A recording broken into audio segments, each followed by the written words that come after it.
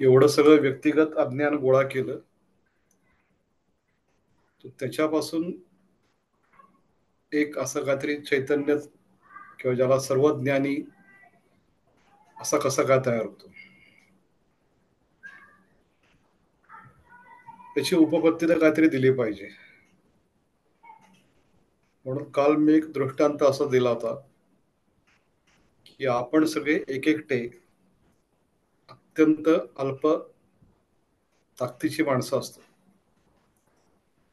पण अशी आपल्यासारखी अनेकांची मतं जेव्हा एकत्र येतात तेव्हा त्या आपल्या हातात त्या नगरसेवकापासून पंतप्रधानापर्यंत आपण निवडतो आणि असं मानतो की त्या पंतप्रधानाच्या हातात आपला देश सुरक्षित आहे, आपली प्रगती होणार आहे. साधारणपणे हीच उपपत्ती ही चालू ठेवली पाहिजे. कारण अन्य काही उपपत्ती आयुर्वेदाची देऊ शकता येते. काय असतं की त्याला म्हणतो आम्ही एक प्रभो आणि समुदाय प्रभो. म्हणजे एक व्यक्ती आणि तशा किंवा त्याच्या वेगळ्या गटातल्या पण अनेक व्यक्ती एकत्र येणं, त्याच्यामध्ये त्या व्यक्तीचं एकट्याचं अस्तित्व राहत नाही, त्या गटाचं म्हणून काहीतरी एक वेगळं अस्तित्व तयार होतं. आयुर्वेदातल्या लोकांना पटकन कळेल किंवा अनेकांना कळेल असं एक छोटस उदाहरण देतो. आमच्या चिकित्सेमध्ये खुडा आणि कुटकी अशी दोन औषधं वापरली जातात. तर एकटा जो कुडा नावाची वनस्पती आहे ती आहे आपला जो मल बाहेर पडणारा आहे तो थांबवणारी वनस्पती आहे. म्हणजे साधारणपणे कार्यक्षेत्र लक्षात घेतलं, हा मार्गातनं मल बाहेर पडतो त्याच्या त्या भागात काम करणारी ती वनस्पती आहे. कुटकी नावाची वनस्पती आहे, ती त्या मलाला फोडून बाहेर काढणारी वनस्पती आहे. म्हणजे पुन्हा कार्यक्षेत्राचा विचार केला तर पुन्हा तिथेच येऊन थांबतो की ते जिथनं मल तयार होतो साठलेला असतो तिथला फोडून बाहेर काढणारी वनस्पती. आता ह्या दोन्ही एकत्र केल्या, म्हणजे कुडा आणि कुटकी एकत्र केलं की त्या गटाचं काम भलतीकडंच होतं. आयुर्वेदातल्या लोकांना याच्याबद्दल अनेक वेळा बोललेलं त्याच्यामुळे माहिती आहे. त्याच्यामध्ये एकटा कुडा एकटी कुटकी आणि ते दोन्ही एकत्र आल्यानंतर तर हे एक प्रभव आणि समुदाय प्रभव. म्हणजे आमच्याकडे आयुर्वेदामध्ये अनेक औषधं असतात, त्याच्यामध्ये 5, 10, 25, 50, 100 कितीही औषधं असतात. तर अशाला अभ्यास करताना त्यातल्या एकेका घटकाचं अस्तित्व राहतच नाही शिल्लक, ते कधी कधी पार बदललेलं दिसून येतं किंबहुना अपेक्षाच तशी असते. तर त्याची एक उपपत्ती लागू शकते की एक प्रभाव वेगळा असतो आणि त्याचा जेव्हा समुदाय तयार होतो त्यावेळेला त्याच अभिव्यक्ती ही पूर्ण वेगळ्या पद्धतीने तयार होते. पण म्हणताना आपण ती एक व्यक्ती असं म्हणत नाही, तसं म्हणतो देशाचा पंतप्रधान. म्हणजे देश नावाची एक समष्टी आपण गृहीत धरतो. व्यष्टी कोण आपण 1, 2, 3, 4 जे काय आहेत ते, तशा पद्धतीने याची उपपत्ती धरली पाहिजे. परत याच्यामध्ये सांगताना माझ्या मर्यादा आहेत, कारण मी काय वेदांती नाही. मी एवढंच शिकवू शकतो. आयुर्वेदातला अधिकार माझा जास्ती असू शकतो. मीमांसेतला आणखीन कदाचित BA MA शिकवेन, व्याकरण फार तर 12वी पर्यंतच शिकवेन, संस्कृत काव्य कोणालाही किती वर्षी शिकवेन. वेदांताचा माझा अधिकार हा इतकाच मर्यादित आहे. त्यामुळे जे काही उपपत्ती मी शोधत गेलो ते मी सांगतोय की एक प्रभव आणि समुदाय प्रभव. अगदी आपल्या रोजच्या जीवनातलं उदाहरण दिलं तर पंचामृत नावाचा पदार्थ आहे. त्याच्यामध्ये तो पूजेलाही वापरतात आणि काय टॉनिक म्हणूनही आम्ही अनेक वेळेला सांगतो. त्याच्यामध्ये काय असतं? दूध, तूप, दही, मध, साखर. आता या प्रत्येकाचे गुणधर्म वेगळे आहेत. पण ते जेव्हा एकत्र येतात, ते खरं म्हणजे आम्ही सांगतो तूप आणि मध एकत्र करू नका समप्रमाणात. पण ते फक्त तूप आणि मध एकत्र करू नका. ते जेव्हा पंचामृताचा भाग म्हणून येतं तेव्हा ते समप्रमाणात चालतं, कारण त्याच्याबरोबर आणखीन 3 गोष्टी आहेत.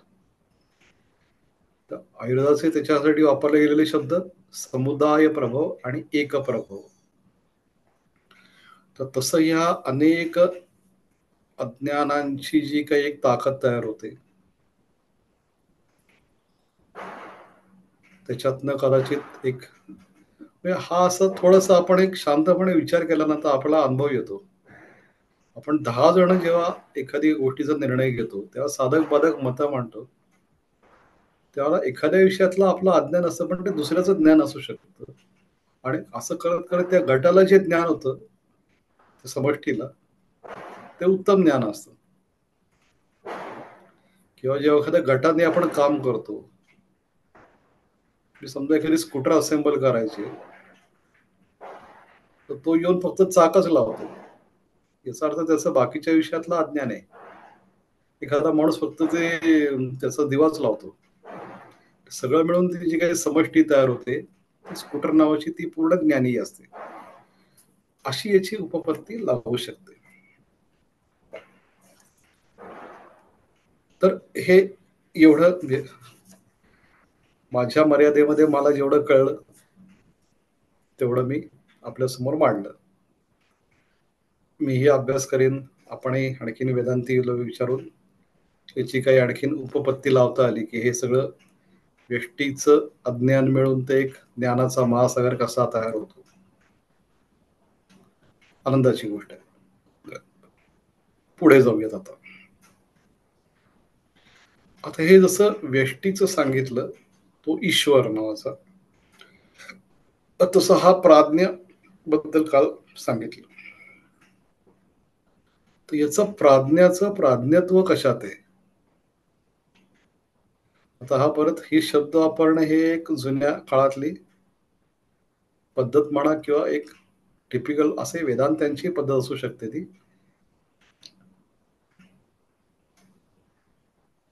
असे वेदातही शब्द वेदात श्रुतीमध्ये सोरोदित तद्रोदित तद्रुद्रस्य रुद्रत्वम.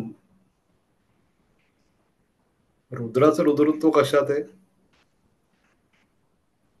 काही घटना घडल्या आणि त्यामुळे तो रडला तर त्याच्यात त्या रडण्यात त्याचं रुद्रत्व आहे. तर ही तसं इथे प्राज्ञाचं प्राज्ञत्व कशात आहे?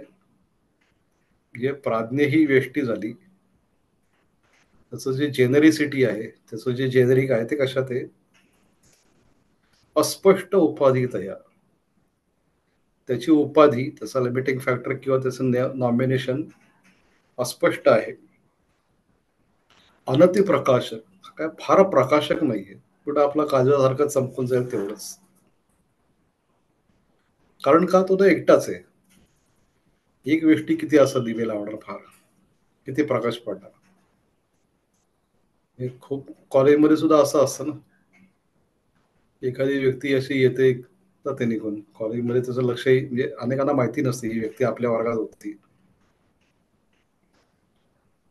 शांत अबोल अशा व्यक्ती असतात, काही काही जण प्रकाशक असतात. कॉलेजमध्ये सुद्धा असा अनुभव येतो.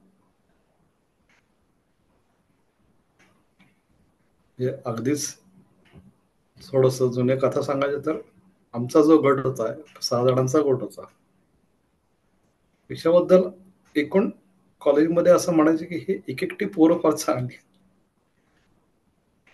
हे एकत्र आले की फार त्रास येतो. म्हणजे वर्गात त्रास येत नाहीत, तथापि हे एकत्र आले की यांची भीती वाटायला लागते. 6 जण एकत्र असले, असंही कदाचित असू शकेल की तो एकप्रभावी सज्जन आहेत सगळी मुलं. कुठं दंगा नाही, इमारतीला कुठं धोका पोहोचतील असं काही नाही किंवा वर्गात कोणाला त्रास दिला असं नाही. तथापि एकत्र आले की यांचं काहीतरी वेगळंच चालू असतं.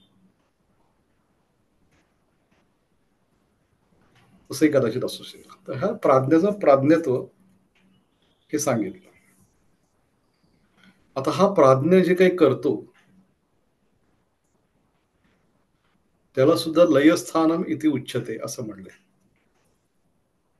अस्यापि अयम अहंकारादि कारणत्वात् कारण शरीरम आनंद प्रचुरत्वात् कोशवत आच्छादकत्वाच आनंदमय कोशः सर्वोपरमत्वात् सुषुप्तिः अतएव स्थूल सूक्ष्म शरीर प्रपंच लयस्थानमिति च उच्यते. समजून घेऊया आता. आता हा प्राज्ञ ही कसा आहे, तो त्याला अहंकार आहे. म्हणजे मी कोणतरी याची असं एक एक काहीतरी तो जीव आहे ना छोटा, त्यामुळे त्याला अहंकार म्हणजे अहम ही जाणीव आहे. त्या कारणामुळे तो कारण शरीर येतो, जो सूक्ष्म जीव आहे ना. आता कारण आणि कार्य म्हणजे कारण हे काहीतरी छोटं युनिट आणि त्याच्यापासून मॅनिफेस्टेशन किंवा परावर्तन होत होत होत होत कार्य तयार होतं. तर हे कारण शरीरवाला आहे तो जीव जो आहे तो, तोही सूक्ष्मच आहे पण कारण शरीर आहे. ही भूमिका वेदांत्यांची आहे. असं कसं काय, ही चर्चा आपण हे सगळं वाचून झाल्यानंतर मनाशी करायची किंवा नंतर विचारूया.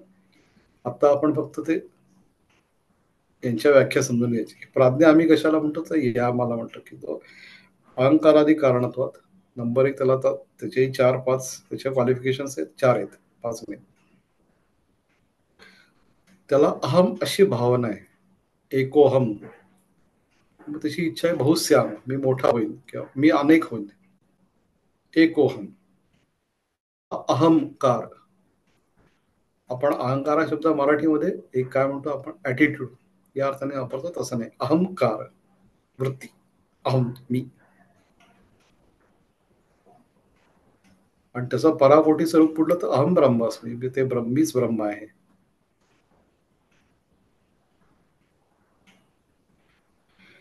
तर ते एक अहंकारादी कारणत्वात. त्याच्यानंतर कारण शरीर आहे तो. अहंकारादी कारणत्व असले तो कारण शरीर आहे. आनंद प्रचुरत्वात. त्यालाही आनंद आहे. कुठला, तोच सूक्ष्म शरीर असल्यामुळे तोही आनंदात आहे. ते कुठला, तर सच्चित आनंदापैकी शुद्ध आनंद. त्यामुळे तोही एक होशवत आच्छादकत्वात. म्हणजे आपण जसं एक हे पुढे चाललंय सगळं ना, सुषुप्ती नावाचा एक प्रकार चाललाय, त्याचं वर्णन चाललंय. हे गाढ झोप लागणं, असा तो जीव त्या अज्ञानामध्ये गाढ झोपी गेलेला आहे. निरागस बाळ जसं झोपी जातं ना, तसं तो गाढ झोपी गेलेला, तो सुषुप्ती अवस्थेमध्ये आहे. सुषुप्ती म्हणजे तो निद्रित वेगळा, सुषुप्ती वेगळा. ती एक अवस्था आहे सुषुप्ती, की त्याला कुठल्याच जाणीवा नाहीयेत, की त्याला अनुभव येत नाही मी झोपलोय असं. सुषुप्ती डॉर्मंट म्हणूयात त्याला, की तो नाही, त्याला काही जाणीव नाही, पण तो सुषुप्त आहे. सर्वोपरमत्वात. त्याच्या सगळ्या काही उपरम झालेला आहे, म्हणजे त्याला काही काही लागलेलंच नाहीये, अंगाला काही चिकटलेलंच नाहीये.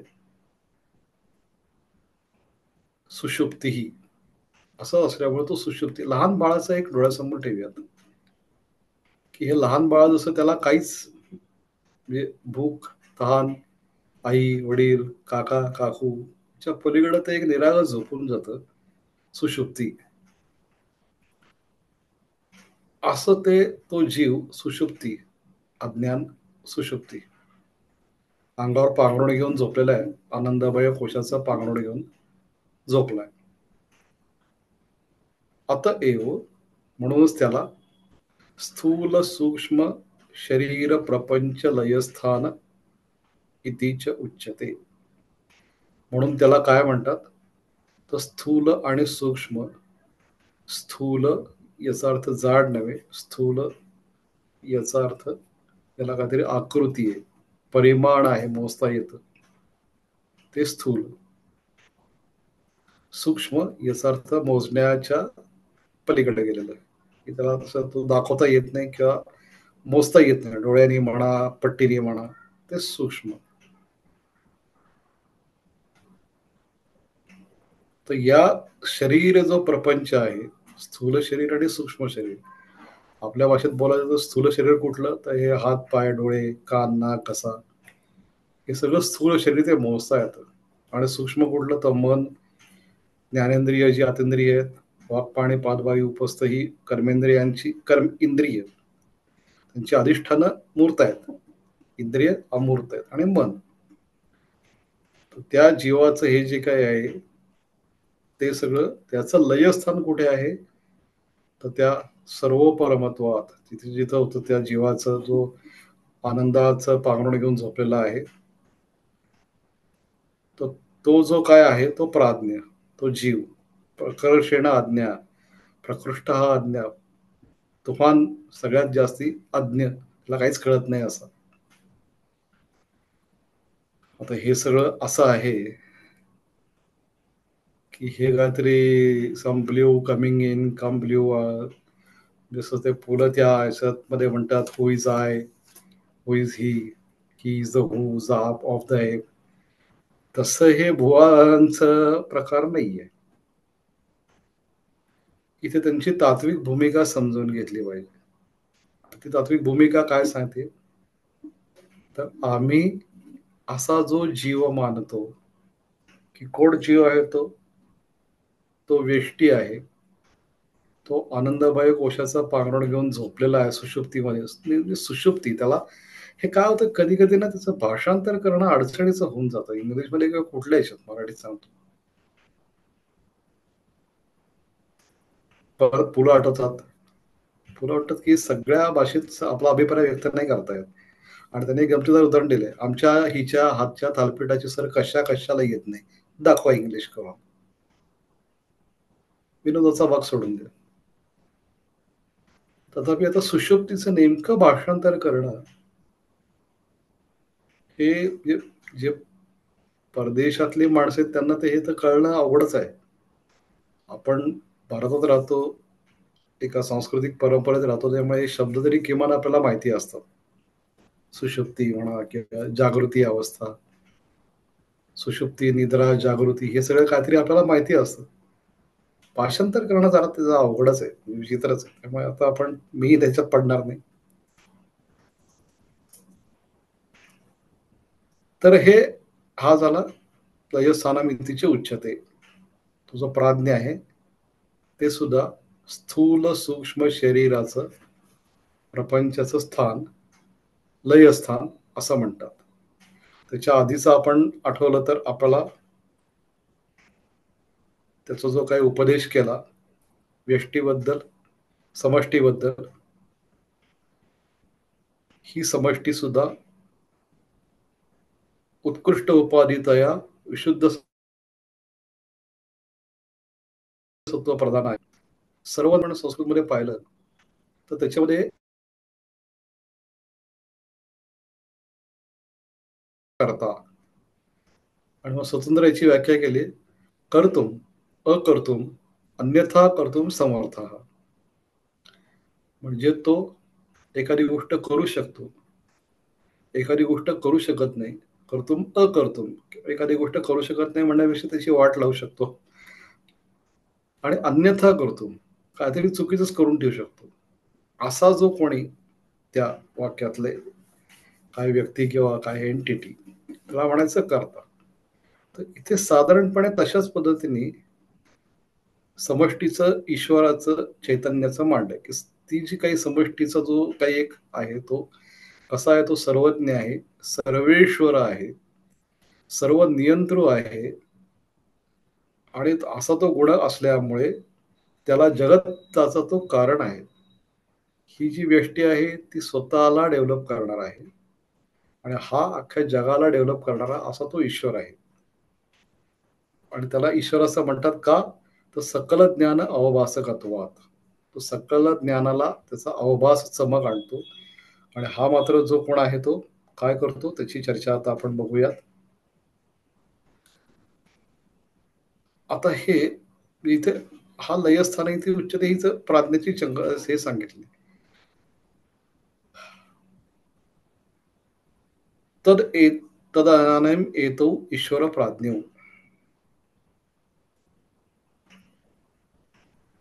हे जे काय ते हे जे ईश्वर आणि प्राज्ञ आहेत हे काय करतात? ईश्वर आणि प्राज्ञ दोघे काय करतात त्याचं वर्णन होतं.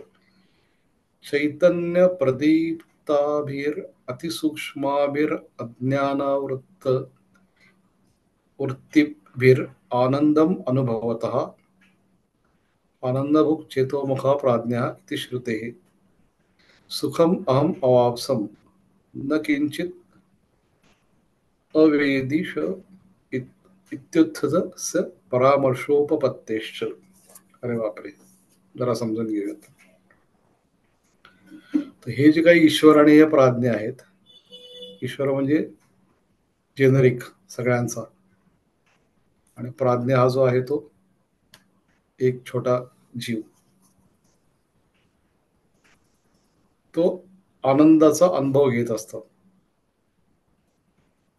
आनंदम अनुभवत. ते कशाने सांगितलं? तर आनंदहुक चेतोमुख प्राज्ञ अशी श्रुती आहे, म्हणून आम्ही हे दृढ केलं, एंडॉर्स केलं. तर चैतन्य प्रदीप्ताभिर, चैतन्याचं हे कसले? चैतन्याने प्रदीप्त, लाईट पडलाय साधारणपणे, दीप्त, दीप्ती आली त्याच्यावरती, प्रकाश पडलाय चैतन्याचा. मग अज्ञानामुळे, अतिसूक्ष्म अज्ञानाच्या वृत्तीमुळे, म्हणजे अतिसूक्ष्माविहीर अज्ञान वृत्तीविहीर, अतिसूक्ष्मची अज्ञान वृत्ती असल्यामुळे आनंद अनुभवत. हे लहान बाळ जसं काय अतिसूक्ष्म त्याचं अज्ञान आहे, त्याला काहीच कळत नाही, तर तो तुझे काही सुषुप्तीमध्ये ज्याचं वगैरे सांगितलंय त्याचं वर्णन करतायत. त्यामुळे तो सुखी आहे हा प्राज्ञ बाबा. आता परत गोंधळ आला की त्याला आठवलं का? नाही, आठवलं नाही त्याला, कारण त्याला नाहीच ना, कळतच नाही ना, त्याला आठवेल कसं काही की मी झोपलो होतो आणि त्या झोपेत मी आनंदात होतो, किंवा हे त्याला कळलेलंच नाही ना, त्याला आठवलं का? आठवलं नाही ना. इथे त्याचं असं म्हणलंय की ही आठवण नाहीये त्याची, ती विवरण केलंय. सर्व परमत्व सुषुप्तीचं सुषुप्ती अवस्थेत गेलाय, आणि ते जे अतिसूक्ष्म चैतन्य ते त्याच्यावरती प्रकाश टाकतंय. लहान बाळ झोपेत हसतं, आपण म्हणतो त्याला की ते काय कुठली तरी ती एक ग्रह बाधा झाली किंवा आणखीन काहीतरी असं काय त्याला आठवत असतं. दुपारी मी छान अमुक अमुक चित्रपट पाहायला आठवतं का, आईने मला कडेवर घेतलं होतं हे आठवतं. झोपेत एक त्याचं स्मितहास्य चालू असतं, आनंदाचा अनुभव घेत असतो, कुठेतरी त्याच्या आतमध्ये प्रकाश पडलेला असतो. आणि मग त्याला तो उठल्यानंतर कळलं होतं की अरे मी सुखाने उत्तिरस्य परामर्श.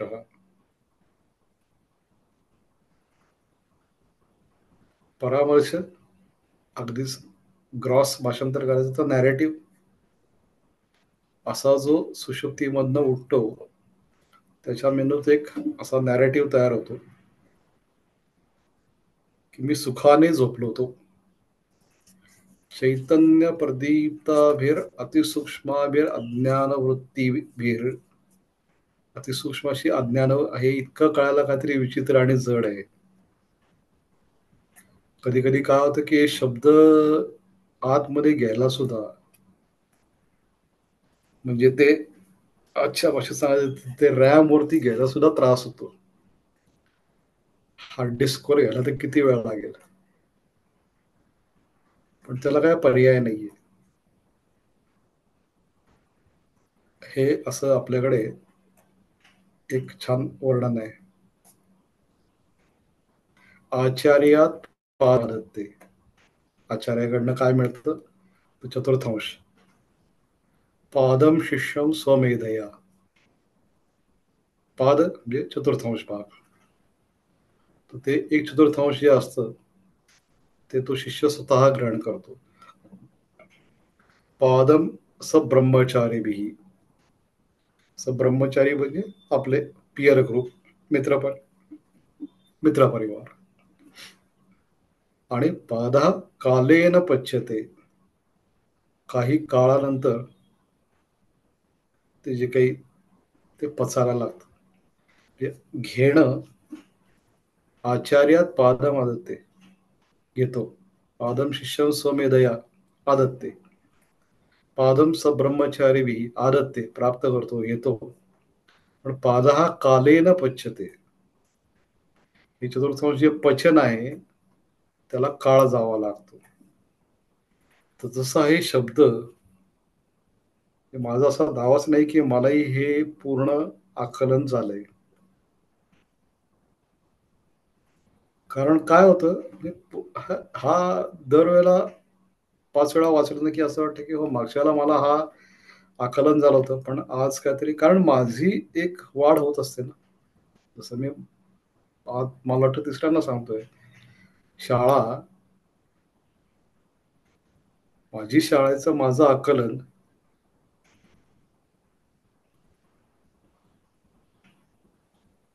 पातंजल योगसूत्राचा संदर्भ आलाय. परत काय होतं की असे क्रॉस रेफरन्स हे एकमेकांना कारण ही सगळी सांख्य म्हणा, योग म्हणा ही सगळी आस्तिक दर्शन आहेत.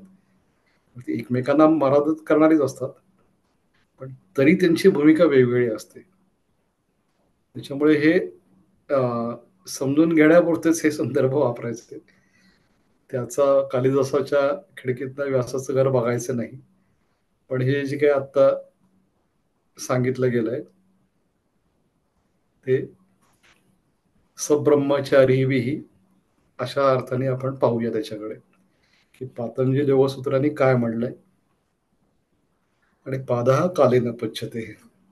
काही काळाने पसत राहील आपल्याला अशी एक मी अपेक्षा करतो. तर इथे हा जो काय आज्ञा आहे तर मी सुखी आहे ही पहिली जाणीव. मला काही कळत नाही ही दुसरी जाणीव. आणि हा अनुभव नाहीये तर जो उत्थित जसे परामर्श हा तो उठल्यानंतर त्याचा एक नॅरेटिव्ह सेट झाला त्याच्या डोक्यात की अरे काय मी सुखाने झोपलो होतो. तर अशी त्याची उपपत्ती ही दिलेली आहे. अशा उपपत्तीनी उत्थितस्य परामर्शो.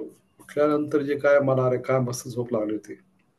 हा जो एक परामर्श तयार होतो, एक नॅरेटिव्ह डोक्यात तयार होतो. तर ही परत लक्षात घ्या की ही मेमरी नाहीये. मेमरी नाहीये. ही अतिसूक्ष्म वृत्ती आहे. ही आठवण नाहीये. त्याला झोपेत झालं होतं आणि मस्त मी उठलो, झोपलो होतो, काय सुखाने झोपलो होतो. ही आठवण नाहीये. म्हणजे ते असं नाही की काल कसा झोपलो होतो, तसाच मी आज झोपलो होतो. अशा लौकिक दृष्टांताने समजून घ्यायची ही सुषुप्ती अवस्था आणि जागृत अवस्था नाही. हे जरा काहीतरी आणखीन खूप वेळा असं वाटतं की अरे काहीतरी शब्दांचं जडगंबाल आहे बाबा. शब्दाच्या ओलांट्या उड्या आहेत. काळा जायला लागतो एवढाच त्याचा अर्थ आहे. आकलन वाढवायला लागतं. कारण असं वाटतं की म्हणजे हे जेव्हा मी काही एखाद्या ज्येष्ठ आचार्यांकडनं ऐकतो तेव्हा असं त्यांच्या बोलण्यातनं कळतं की त्यांना कळलंच आहे ते. म्हणजे आयुर्वेदाचे ग्रंथ वाचताना सुद्धा असं होतं किंवा मी जेव्हा शिकत होतो त्यावेळेला आमचे कोलटकर सर म्हणा किंवा अण्णा करमरकर म्हणा हे जेव्हा एखाद्या केसबद्दल बोलायचे तेव्हा ते जे छोट्या छोट्या गोष्टी सांगायचे म्हणजे अगदीच गंमत सांगतो मी अण्णा करमरकर आमचे नाशिकचे माझे गुरु. ते एकदा बोलता बोलता म्हणाले ते की चिकित्सा करताना काळाचंही पचन करावं लागतं. आणि ते असे छानपैकी 1+1=2 बरं का रे, असं सांगावं असं बोलून गेले. त्यावेळेला अण्णा 70 वर्षाचे होते, मी लहान होतो. त्या वाक्याने असं डोकं जरा गरगरायला लागलं थोडस. ही चर्चा नाशिकला झाली होती, मी त्यांच्याकडे गेलो होतो तेव्हा. काही काळ मी त्यांच्याकडे जात असे. पत्रव्यवहार होत असे आमचा नियमितपणे.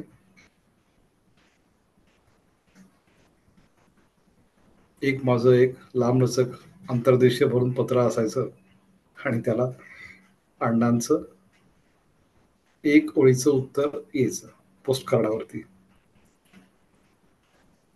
तर त्यांच्यासाठी ते इतकं सोपं होऊन जातं. ते काळाचं पचन होऊन व्हायला पाहिजे, करायला पाहिजे, व्हायला पाहिजे, करायला पाहिजे. आता हे वाक्य इतकं डोकं दुखायला लागलं की मी पुण्याला आल्यानंतर कोरटकर सरांकडे गेलो. म्हटलं, अहो सर, अण्णा असं असं म्हणत होते. सरांनी त्यांची ती वही बंद केली. त्यांची ती वही बंद करायची एक पद्धत होती. बंद केली आणि असं बघितलं माझ्याकडं. ते म्हटले, खरंच अण्णा असं म्हणले का तुझा काही वात्रटपणा चालू आहे? म्हटलं, नाही नाही, खरंच म्हणले अण्णा असं. डोळेच बंद केले सरांनी, ती वही बंद केली आणि डोळेच बंद केले. हा म्हणले, खरंय. आता मी म्हटलं, अहो सर, अण्णा काय म्हणले ते मी तुम्हाला विचारतोय आणि तुम्ही काय डोळे मिटून बसलाय हो खरंय म्हणून. तर सर म्हटले, वेळ लागेल बाबा सांगायला तुला, मला आधी पचू देत.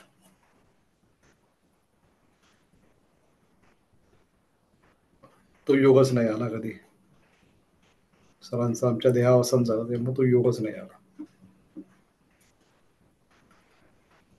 अण्णांचंही काही कालाने देहावसान झालं. पण अजून मी त्या विचार करत असतो की काय होत त्याच्यात. अण्णांनी आपण सांगून टाकलं, कालाचंही पचन करायला लागतं. तर तसं हे थोडस होतं की ही उत्थितस्य परामर्श ही काय अवस्था असते. कधीतरी मग असं वाटतं की हा योगी आपण पाहिलाय, ही व्यक्ती आपण पाहिली आहे. म्हणजे त्यातला सोपा मार्ग माझा काय करतो, मी जेव्हा शिरसीला स्वामीजींकडे जातो तेव्हा ही सगळी वाक्याचा एक डोळ्यासमोर पाहायचा प्रयत्न करतो की अरे हे स्वामीजींच्या सगळ्या वागण्यात याचा काही उलगडा होतोय का. कधी कधी होतो, कधी कधी आणखीन गुंतावा वाढतो. तथापि एक नक्की आहे, श्रद्धा ठेवली पाहिजे. जसं म्हणलं की गुरुच्या वाक्याबद्दल श्रद्धा. यांनी सांगितलं ना, भाई कहता है गांधीजी है तो गांधीजी है. जबाबदारी आपली आहे समजून घ्यायची. तर हे असे जे तदेदानीम येतो ईश्वर प्राज्ञ, हे जे दो ईश्वर आणि प्राज्ञा आहे ते काय करतायत, चैतन्य प्रदीप्तावीर अतिसूक्ष्मावीर अज्ञान वृत्तीर्वीर आनंद अनुभवत, हे दोघं आनंद अनुभवत काय करतायत, आनंद इति प्राज्ञा इति श्रुते सुखम अहम अवापसम, सुखाने मी झोपलो होतो, न किंचित मला काही कळलेलंच नाहीये, असा जो उत्थिताचा परामर्श असतो, जो नॅरेटिव्ह असतो, त्या पद्धतीची एक याची तयार होते. अशी उपपत्ती त्याची लावायची. कसली लावायची, तो हा ईश्वर काय करतो आणि प्राज्ञ काय करतो. थोडी संगती आठवूयात आपण. सुरुवातीला काय सांगितलं की आम्ही याचा अधिकारी कोण,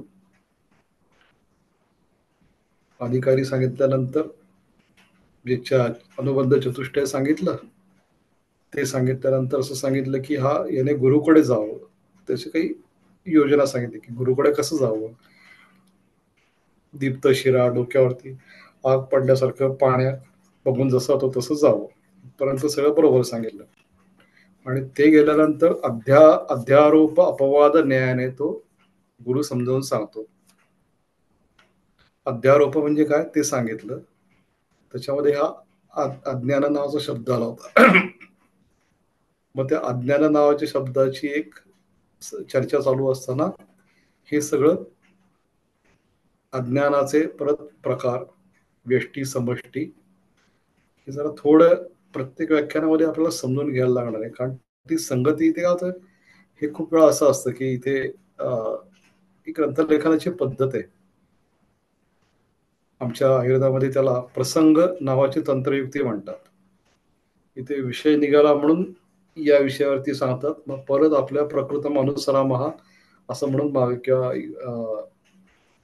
मूळ अधिकरणाकडे वळतात. तर ही ती पद्धत आहे. अलीकडे आपण पाहिलं तर याचे वर्णन करायचं आणि मग आपण म्हणतो की याची हायपरलिंक दिली आहे. इथे समजा आता हे आत्ताच्या भाषेत लिहिलं तर आपण प्राज्ञ प्राज्ञ शब्दावरती क्लिक करा, म्हणजे प्राज्ञ शब्दाची चर्चा तुम्हाला सापडेल. अध्यारोप शब्दावरती क्लिक करा, म्हणजे ते शब्द सापडेल. अशी पद्धत त्यावेळेची नाहीये. अध्यारोप शब्द निघाला की अध्यारोपाची चर्चा चालू होती. अध्यारोपाच्या वर्णनामध्ये अज्ञान नावाचा शब्द निघाला, अज्ञान शब्दाची चर्चा सुरू झाली. त्याच्यामध्ये व्यष्टी समष्टीची चर्चा सुरू झाली. तर ही संगती मी खूप वेळा असं सांगतो, आयुर्वेदाच्या लोकांना पण सांगतो की चरक सुश्रुत वाग्भट हे आमचे जे ग्रंथ आहेत ते वाचायला सुरुवात करायच्या आधी किमान 50 वेळा अनुक्रमणिका वाचा. कारण सगळ्या त्या ग्रंथाच्या जे काही एडिटर्स आहेत त्यांनी अनुक्रमणिका इतकी सुंदर लिहिली आहे की अनुक्रमणिका आधी वाचावी.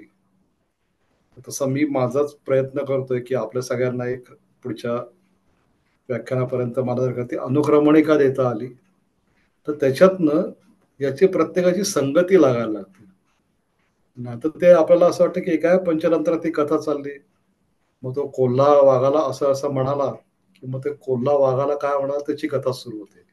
मग ती कथा संपेपर्यंत त्या वाघाच्या कथेतला जो तो कोण धोबी असतो तो त्याला अमुकाला काहीतरी म्हणलेला असतो, मग त्याची कथा सुरू होते. असं करत करत त्या लहान मुलांचा चॅलेंज सारखा खेळ सुरू होतो का काय असं वाटायला लागतं.